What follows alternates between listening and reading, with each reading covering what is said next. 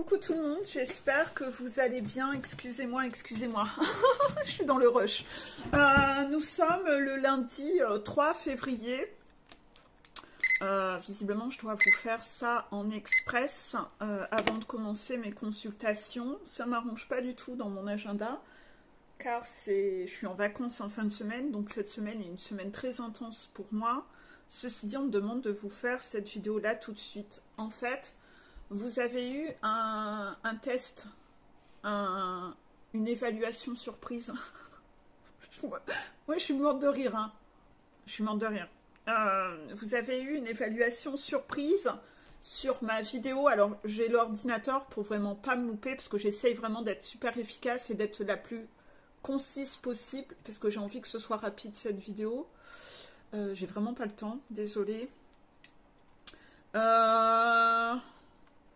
La vidéo que j'ai mise qui est « Pose-toi ces questions et fais connaissance avec toi ». Hein. Donc sur cette vidéo en question, je vous ai mis 2 liens en dessous.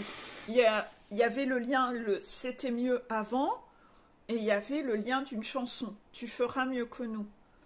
Ben, vous avez été testé sur ces notions-là en évaluation surprise avec une mise en corrélation par rapport à la révision 14. Alors, déjà, il faut savoir que dans la révision 14, vous avez normalement été testé sur beaucoup de choses. Vous allez, vous, le vivre cette semaine. Moi, j'ai eu des défis à l'appel tous les jours sur la révision 14.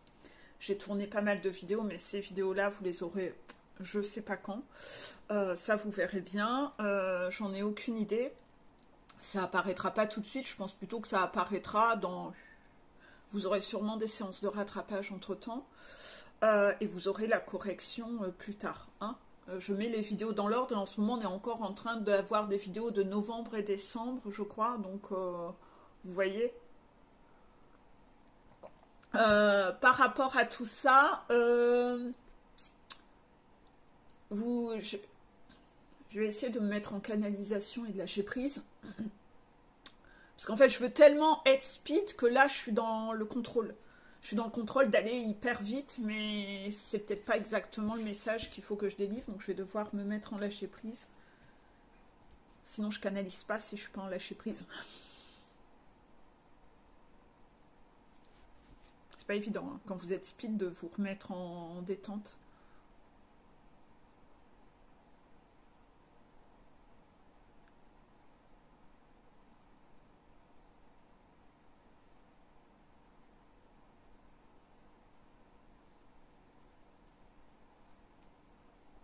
Vous avez eu en fait un défi. Dans cette chanson, tu feras mieux que nous. Il y a un certain collectif parmi vous. Il y a 2 catégories. On va commencer par la première catégorie. La première catégorie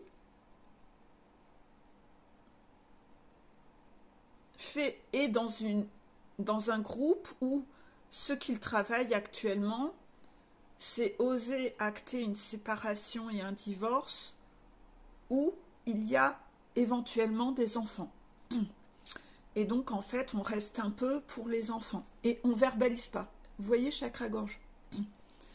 C'est peut-être une séparation qui n'est pas encore actée. Vous y pensez intérieurement, peut-être. Et peut-être que vous ne l'avez pas encore réellement bien acté et verbalisé aux gens autour de vous. C'est ça? D'accord. Ce fameux collectif-là, vous êtes un peu torturé à l'intérieur et en dualité par rapport au fait que...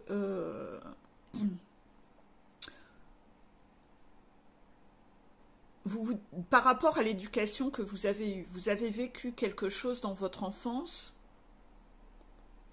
qui fait que... Vous êtes très... C'est bon. Vous...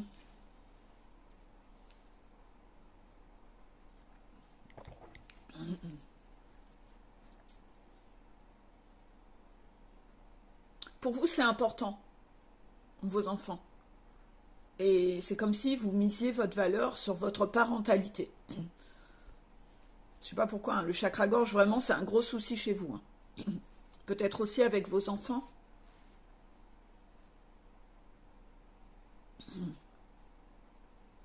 Donc une relation qui n'est pas authentique avec les enfants, où la communication n'est pas réellement authentique. Sûrement encore la vidéo sur la vulnérabilité, montrer votre vulnérabilité aux enfants. Vous l'avez peut-être pas assez bien travaillé, je sais pas. Quoi qu'il en soit, ah oui, dans cette vidéo où il fallait montrer sa vulnérabilité aux enfants, il fallait aussi responsabiliser l'enfant. D'accord. Et en ce moment, on est beaucoup travaillé au fait d'apprendre aux enfants à se responsabiliser. Eux aussi, ils ont leur combat de vie, leur parcours, et ils ont aussi des épreuves à vivre dans leur vie. De toute façon, c'est des épreuves qu'ils ont choisies. Ils doivent passer par l'étape de séparation de leurs parents. Sauf que vous, dans l'hyper-contrôle, vous voulez mettre ces enfants sous cloche. Vous ne voulez pas qu'ils vivent d'un confort émotionnel. Vous pensez que vous leur rendez service comme ça. Pas du tout. Pas du tout. Et en ce moment, il y a énormément de synchronicité. Moi, à chaque fois que j'ouvre un livre, ça parle de ça. À chaque fois que je vois une diapo d'un truc, ça parle de ça. On est bombardé de synchronicité autour de ce problème-là. Ne pensez pas que...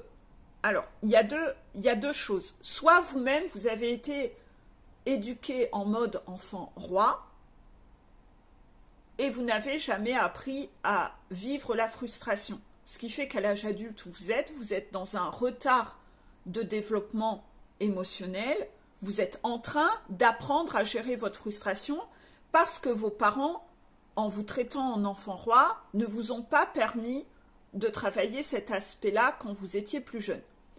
Et vous avez besoin de gagner en maturité émotionnelle aujourd'hui, en tant qu'adulte, à savoir gérer cette frustration.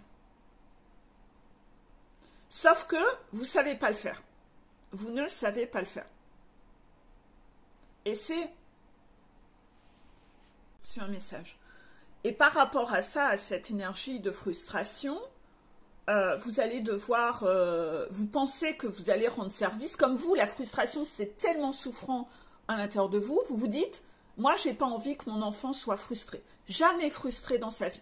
Je vais le mettre sous cloche et je vais tout compenser pour le hyper protéger et qu'il ne vive aucune frustration.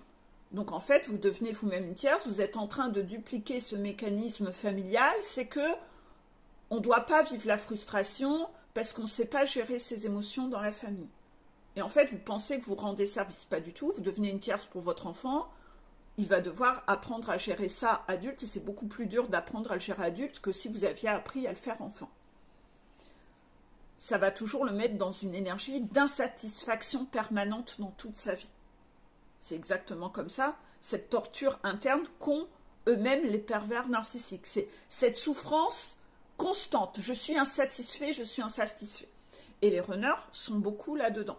Ils sont insatisfaits toute leur vie, tout le temps. Ils sont insatisfaits, il faut plus, toujours plus. Ça va jamais. Ils sont jamais heureux, jamais en lâcher prise.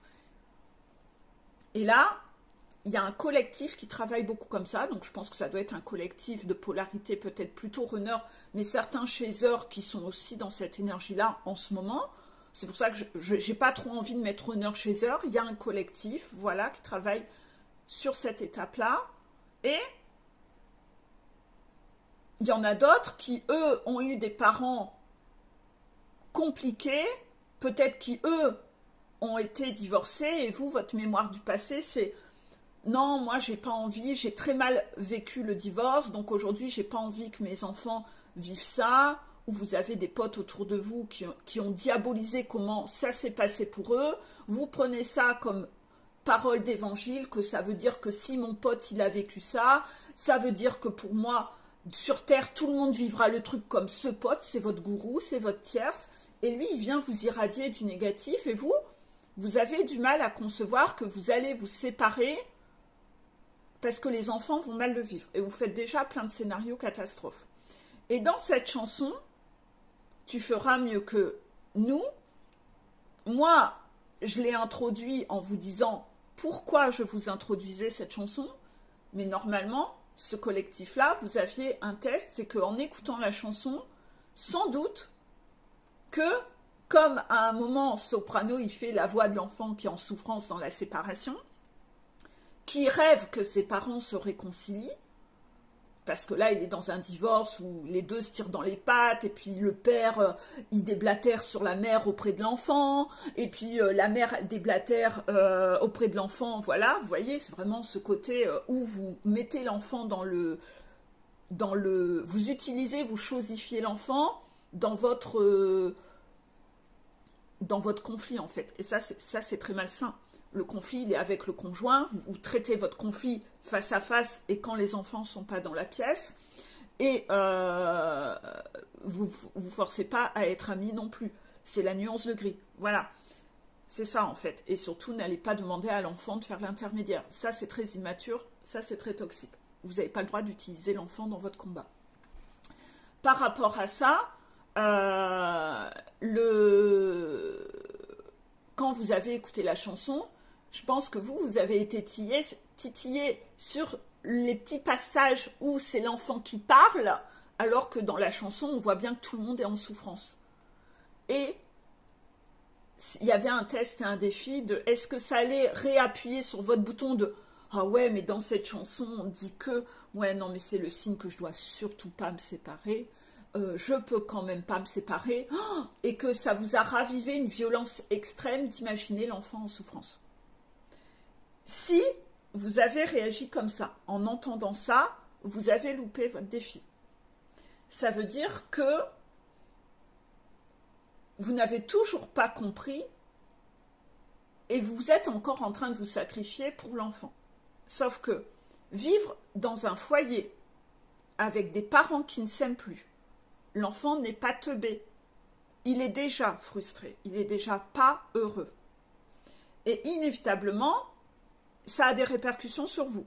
Les deux parents ne sont pas heureux et l'enfant le subit par des violences invisibles. Et les violences invisibles, ça crée tout autant de dégâts. Moi, je suis quelqu'un qui est grandi dans la violence invisible. Croyez-moi, ça m'a fait des dégâts sur lesquels je travaille depuis des années. Donc, n'allez pas croire que les violences invisibles, ça ne fait pas de dégâts. Ça en fait tout autant. Contraction. Et vous avez été titillé là-dessus. Vous deviez revoir dans les révisions la vidéo sur l'hypocrisie. Je remettrai la vidéo révision sur l'hypocrisie. Moi, pour l'instant, j'ai réécouté que le début de la vidéo. C'est la dernière vidéo de la playlist révision que j'ai à regarder. Vous allez bientôt avoir la liste de révision qui va tomber et la nouvelle playlist de révision qui va tomber. C'était la deuxième, celle qui était en dessous de séducteur séduisant. Donc peut-être que vous aurez pris de l'avance, rassurez-vous. Je vais redonner une liste de révision avec cette liste-là qui va retomber. Quoi qu'il en soit, moi, il ne me reste plus que la vidéo de l'hypocrisie à regarder. J'ai commencé à l'écouter ce matin et il y avait toutes les réponses déjà dans le début de cette vidéo. C'était un truc de fou, en fait. Toutes les réponses étaient dedans pour ne pas tomber dans le piège de ce fameux défi surprise. Comme on vous avait mis la vidéo du « C'était mieux avant », je pense que vous avez eu des gens d'ancienne génération qui sont venus vous titiller tels des tierces pour vous mettre dans cette énergie de réappuyer sur vos boutons souffrance pour ne pas que vous alliez, que c'était votre responsabilité, que vous alliez rendre malheureux vos enfants, que vous aviez pour responsabilité de rester dans votre couple même si vous n'êtes pas heureux. Pas du tout. Dans cette chanson « Tu feras mieux que nous », il faut aussi prendre en compte que les deux parents ne sont pas heureux. Vous le voyez dans cette chanson, il faut tout prendre en compte. Tout le monde souffre dans cette cellule familiale qui ne fonctionne pas. D'accord ? Par rapport à ça,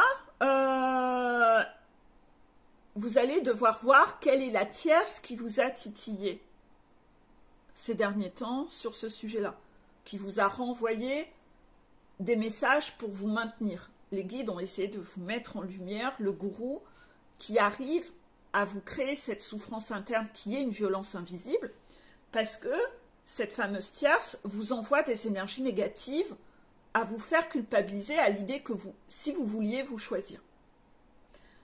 En plus, hier soir, j'étais morte de rire. Vous savez que j'ai fini mon livre sur les violences invisibles et là, je lis le livre « Écoute ton corps » de Lise Bourbeau. Et hier soir, quand j'ai ouvert le livre, c'était tout un chapitre sur la responsabilité. Et je vous ai mis plein d'extraits en story sur la responsabilité. Et dedans, tous les extraits étaient bien là pour vous rappeler que vous êtes responsable de votre vie, vous n'êtes pas responsable du bonheur de vos parents, vous n'êtes pas responsable du bonheur de votre conjoint, vous n'êtes pas responsable de vos enfants. Chacun va être responsable de son chemin de vie en fonction du plan d'incarnation qu'il a choisi. Et arrêtez de croire que vous devez interférer là-dedans. Vous confondez les mots engagement et responsabilité. C'était très bien expliqué, c'est pour ça que je vous ai martelé, je vous ai donné toutes ces pièces du puzzle. Parce que vous deviez, parmi toutes les pièces du puzzle, faire une analyse cohérente, les assembler pour trouver votre propre alignement.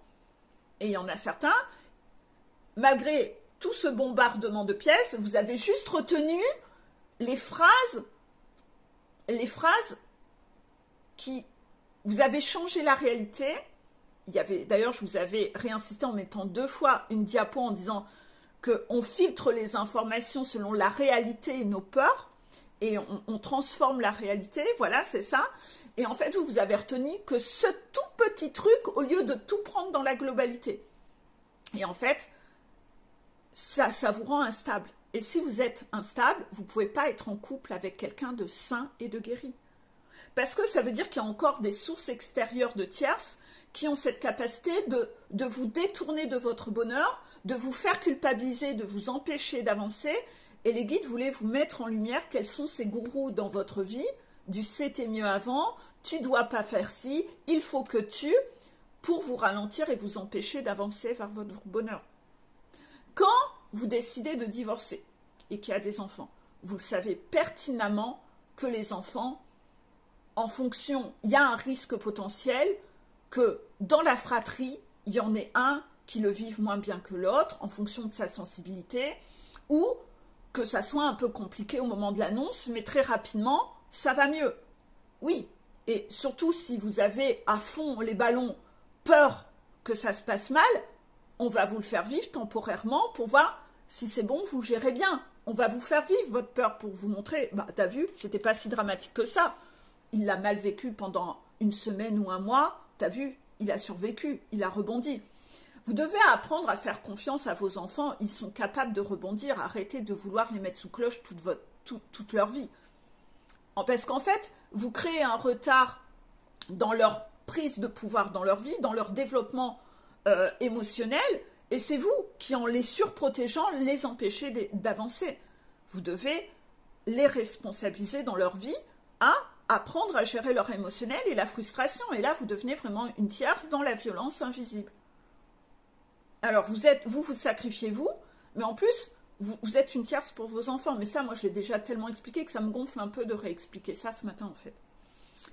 J'ai pas envie de redébattre là-dessus, c'est un peu chiant, ça, j'en parle avec les gens en coaching, etc. Mais faire 10 000 vidéos qui parlent de ce sujet, moi, ça me gonfle un peu. Voilà, je l'ai déjà expliqué. Voilà, maintenant, si vous avez besoin de travailler sur cette thématique, ben, vous venez en coaching et on va prendre le temps de travailler cette notion-là. En tout cas, là, moi, j'ai pas envie de me mettre en retard sur mes consultations pour traiter d'un problème que j'ai déjà dit 20 000 fois dans mes vidéos. Quoi qu'il en soit, là, vous avez été testé là-dessus et titillé pour voir si vous êtes parti dans des angoisses profondes à vous dire « Ah ben, j'annule, j'avais prévu, mais j'annule, je suis en panique parce que ma mère au téléphone m'a dit que, ou mon pote m'a dit que lui, quand il était... » Voilà, vous allez identifier vos gourous. Vous devez identifier vos gourous, les gens qui ont une emprise sur vous. Vous deviez mettre ça en lumière. Donc là, je vous remettrai inévitablement ces vidéos qui détenaient les réponses dedans. Réécoutez la chanson avec un peu plus de hauteur. Réécoutez bien la vidéo hypocrisie. Et puis réfléchissez un peu à tout ça également. Après, il y a une deuxième catégorie qui n'est pas dans cette situation, divorce, enfant, etc. Mais vous avez été testé avec des gens rigides du « c'était mieux avant », qui vous ont testé sur quelque chose. Moi, je l'ai eu, le test. Et moi, j'ai eu le test sur la notion de prendre l'avion. Voilà. C'est-à-dire que là, je vais être en vacances, je vais partir. J'ai ma pitchounette qui a peur de prendre l'avion, ça va être la première fois. Bah, c'est pas grave. Elle a peur, mais ben, elle va le vivre quand même. Elle peut pas. Je ne lui rends pas service en lui disant bah, toute ta vie tu monteras jamais dans un avion parce que tu as peur. Non. Elle va s'empêcher de découvrir plein de choses. Donc inévitablement, je vais l'accompagner. Elle sera à côté de moi. Je vais la rassurer. J'y travaille déjà depuis quelque temps en lui insufflant le positif, etc. En lui montrant le positif aussi dans cette situation. Et puis de lui montrer qu'elle va être capable de vivre ce moment en avion. Voilà. Donc je la pousse à sortir de sa zone de confort en étant rassurante, nuance de gris. Sauf que je vois bien m'aligner. Ma fille a peur de l'avion et ma mère m'a martelé de messages cette semaine au téléphone. Et t'as vu, il y a eu un crash d'avion, hein, le lendemain. Et je te l'ai dit qu'il y avait eu un crash d'avion. Ouais, non, mais t'inquiète, maman, tu te fais un plaisir, t'inquiète. Violence invisible, voilà. Oui, non, mais c'est pas de la bienveillance, ça. Non, c'est pas de la bienveillance. La bienveillance, c'est pas de dire, bah, tiens, comme je vais t'appeler et je vais te dire toutes les 2 secondes qu'il y a eu un crash d'avion. Et le lendemain, il y en a encore eu un autre. Allez, hé, t'as vu? Hé, t'as vu? T'as peur? T'es en souffrance? Dis, tu souffres assez? Violence invisible, violence invisible. Tu souffres pas assez? Attends, je vais te le répéter. Tu l'as entendu? Dis, t'as entendu? T'as peur? T'es angoissé? Voyez, voilà. Inévitablement, vous pouvez que voir la mère qui veut mettre sous cloche hyper protectrice, et elle fait pas ça avec mon frère, non, mais avec moi, elle le fait. Elle projette ses angoisses, tout le temps, sous cloche. Alors, quand j'ai vu la mère qui a ça, la fille qui a ça, je dis, ouais, je vois bien mon défi. Alors, qu'est-ce que je fais? Je vais annuler mon voyage. Est-ce que je vais dire, c'est un signe, j'annule tout. Et si j'ai entendu une chanson qui parlait avec un avion qui s'est écrasé, j'annule tout. Vous voyez l'idée? Donc, ça n'arrête pas de se couper. Donc, voilà, c'est un peu ça sur lequel vous avez eu des défis pour voir si vous êtes stable, si vraiment vous êtes engagé à aller vers votre bonheur. Est-ce que vous endossez vos responsabilités? Et comment vous voyez vos responsabilités en tant que parent? C'est quoi votre rôle parental et éducatif? Et vous êtes un peu sous le joug d'un gourou qui arrive encore à vous influencer.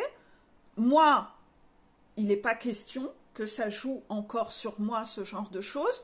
Je refuse de subir ça, c'est non. Je sais faire la part des choses, nuance de gris.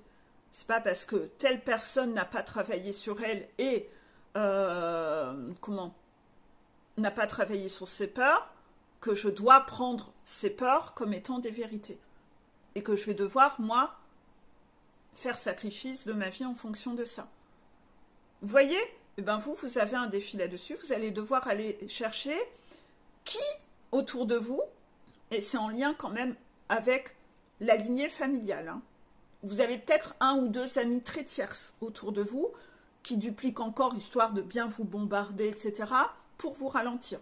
En tout cas, c'est que des révisions, ça. C'est que des choses qui avaient déjà été dites, redites, ou vous vous en plafonnez encore et vous n'êtes pas assez solide. Vous n'êtes pas encore assez stable. Vous êtes encore capable de vous laisser parasiter dans votre vie par ces tierces. Ces tierces arrivent encore trop à vous décentrer. Et vous devez regarder ça vraiment en face. Et on vient vous tester là-dessus pour voir si encore vous partez en vrille.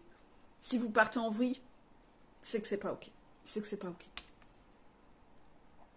Voilà, donc voilà, 25 minutes la vidéo, je vous laisse, belle journée, et puis bon défi, j'espère que vous aurez décodé tout ça. Bisous.